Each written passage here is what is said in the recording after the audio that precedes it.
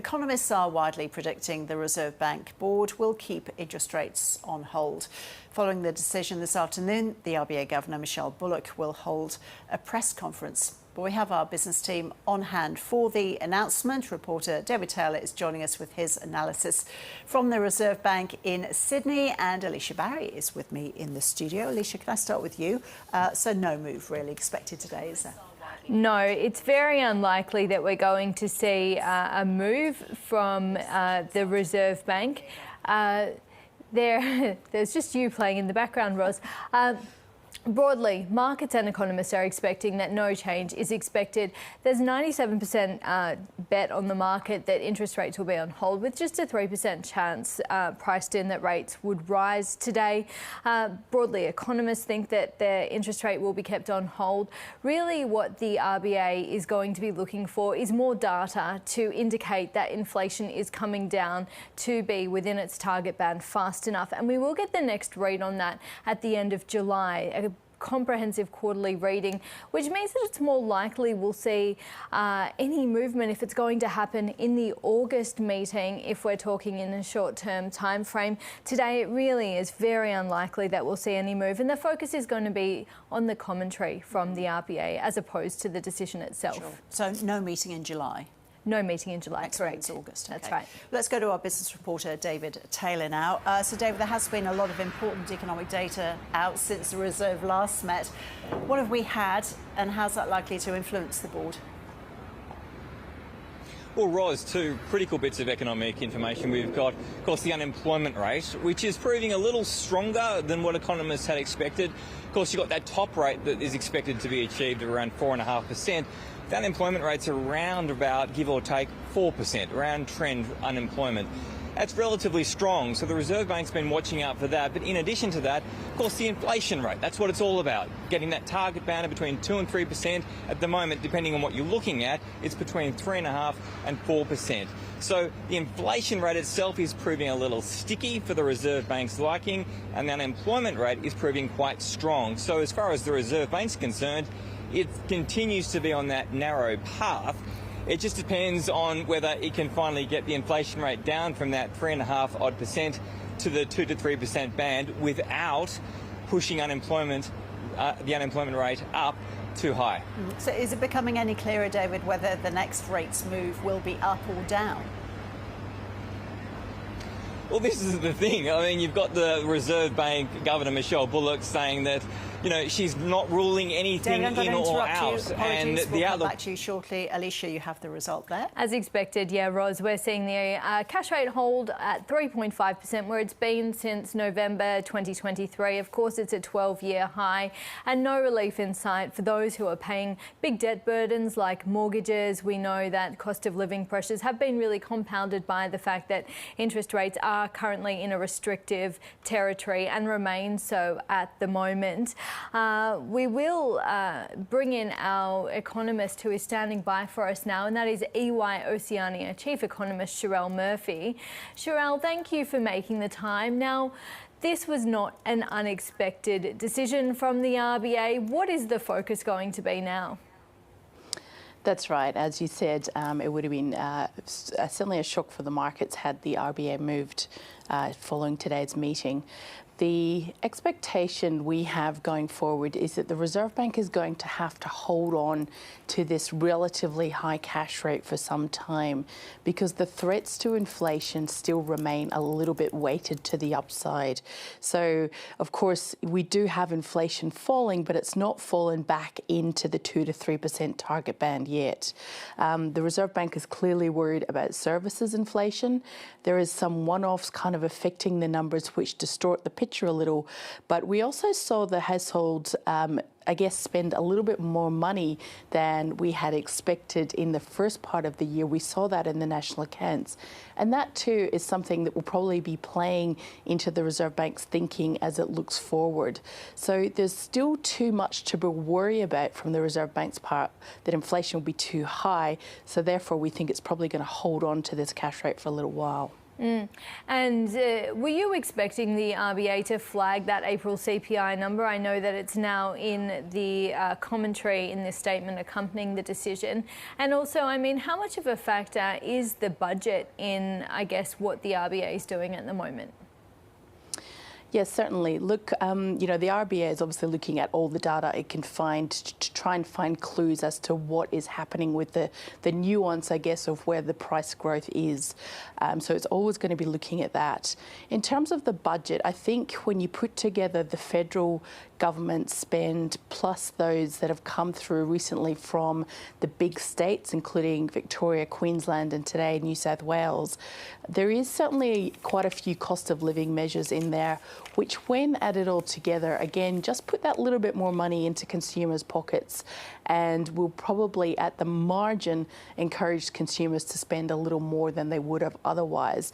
So certainly on the balance, yes, that would worry the Reserve Bank, although I do expect it's only at the margin. And I mean, reading this statement or scanning through it, it does seem as though inflation continues to be a major concern for the RBA. Its language is similar, but it does say not only is it resolute in its determination to return inflation to target, it will do what is necessary to achieve that outcome. Absolutely. And as you say, that language has been fairly consistent from the Reserve Bank, as we would expect. The Reserve Bank really has to make it very clear to the Australian public that it will continue to work towards getting to that target within a reasonable time frame. And any slippage away from that is likely to be met with either keeping the cash rate higher for longer or even possibly a rate hike if it came to it. So credibility is really important to a central bank. It clearly has to make it very certain that that's where it's going. It will bring inflation down, and it will continue to use that strong language that suggests that this may be a hold, but it's a hawkish hold. And the focus, of course, will now turn to the August meeting, no meeting in July. And after that time, we will have the quarterly reading on inflation for the second quarter, which comes out at the end of July. What do you think the RBA is going to do if the inflation rate is proving to be still quite strong? Is there a risk we could see a hike in August? Well, certainly if it didn't follow the path that the Reserve Bank predicts in its forecasts and moved substantially above that, then yes, certainly there is a risk that the Reserve Bank could hike again. However, there are also a number of factors which of course might work the other way. So we're going to have to wait and see what that number looks like. At the moment, that CPI number is quite complicated by all the state and federal subsidies going in and out of the numbers. It does make it a little harder to get a clear picture of what the underlying behaviour of inflation is and the underlying strength of the economy that might be causing prices to be kind of pushed up a little or coming down a little. So all of that will be taken into account by the RBA, and of course it looks beyond just the headline number. It'll look at the core numbers and then what is it about the core that's either causing prices to be up or down. So it is really hard to say. And then of course as we look into the second half of the year, we've also got tax cuts to think about. Real wages are rising again. Will all these factors together cause the consumer to actually feel better and start spending again? It is possible. So it's definitely not an easy time to be a central banker in 2024. No, and the RBA Governor Michelle Bullock does say in her statement today that the outlook is highly uncertain, and that's probably the only thing we can be certain of at the moment. Indeed, absolutely. And we haven't even talked about the international factors, which also, of course, feed into those numbers. So, yeah, really tricky times. Absolutely. Cheryl Murphy, thank you so much for your time. I appreciate it. Thanks, Alicia. So, Ros, it does read as though it's a slightly more hawkish statement. Just at the margins, we've seen the RBA really talk about how the inflation rate is not coming down as fast as it would like, and it's really quite determined to ensure that it gets it back to target within a reasonable time frame. A hawkish hold is a good phrase to describe it, isn't it? So let's go back to David Taylor now, who's outside the Reserve. David, you were talking about whether the next rates move might be up or down. You've also been looking over the statement from the Reserve that comes out with its decision. And we'll also have that media conference from the Reserve Bank Governor Michelle Bullock. That's in just under an hour's time now. What would you like to hear from her? Well, I want to know from the Governor what she thinks another interest rate hike would actually do to the economy. Because, and Alicia picked up on this point just a moment ago, we've had 13 interest rate hikes since May 2022. The Reserve Bank at the time was a little unsure how the economy would respond to higher inflation and whether wages growth would lead to higher inflation, but they did pull the trigger.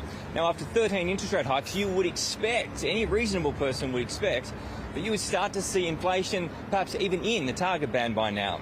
So whilst someone looking at this from the outside might think to themselves, well, you know, why haven't we done what the rest of the world has done in terms of getting inflation to that 2 to 3% target band? It's a good question, because we potentially should be there by now. But what the Reserve Bank is saying is that services inflation, so if you're looking at things like education, healthcare, financial services, they're all proving really sticky.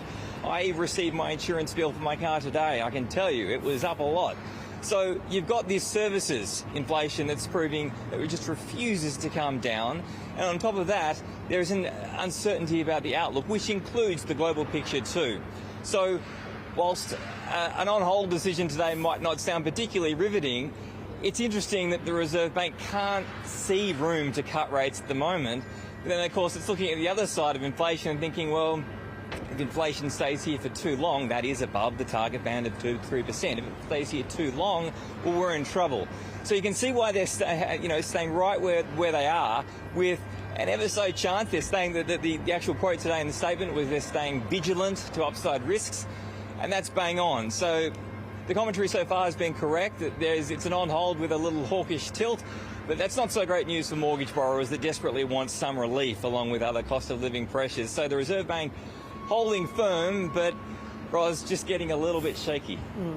Finally to you, Alicia, much reaction from the markets? Well, as we know, this decision was expected, and as David just said there, and you also said, Roz, the hawkish hold has perhaps pushed the dollar up very slightly. It's sitting just at 66.13 US cents from the 66.06 cents it was sitting at before the decision, and the market has come off slightly. It was up 1%. It's now up around 0.85%, so just a very slight reaction from the market, but the next 6 weeks will be interesting, and we're really looking to that August meeting now.